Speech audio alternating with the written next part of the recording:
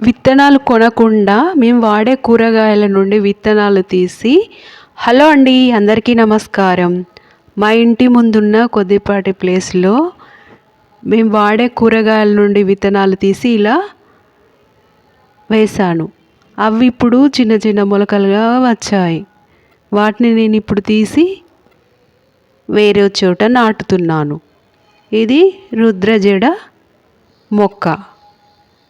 సీతజడ విత్తనాలు కూడా వేశాను. ఇది జామ విత్తనాలు వేసినప్పుడు వచ్చిన జామ మొక్క. చూడండి ఎంత బాగా వచ్చిందో. దీన్ని ఇక్కడే ఉంచుతున్నాను. ఇది తీస్తే మళ్ళీ ఎన్నుకోవడం కష్టమైపోతుంది. ఇవి వంకాయ మొక్కలు.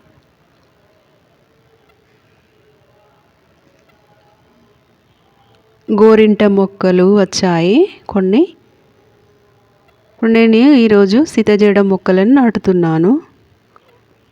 రుద్రజడ విత్తనాలు తీసుకువచ్చి కొన్ని చల్లాను. అవి ఇంత వచ్చాయి. ఇవి దేవుడికి పూజ చేసినప్పుడు సమర్పించవచ్చు.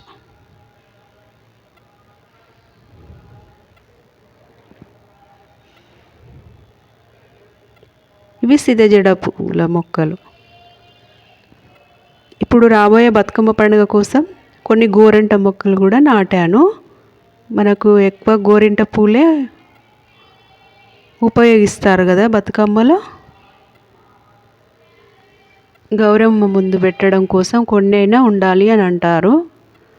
అందుకని కొన్ని నేను గోరింట మొక్కలు నాటాను.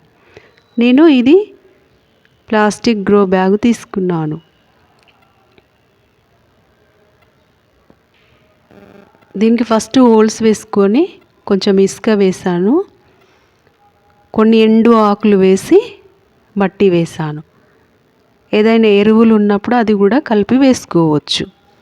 కానీ ఈ బ్యాగ్స్ కొనే బదులుగా చక్కగా కుండి కొని వేసుకోవడం చాలా మంచిది. ఇవి నేను పొట్లకాయ విత్తనాలు వేసాను ఇందులో.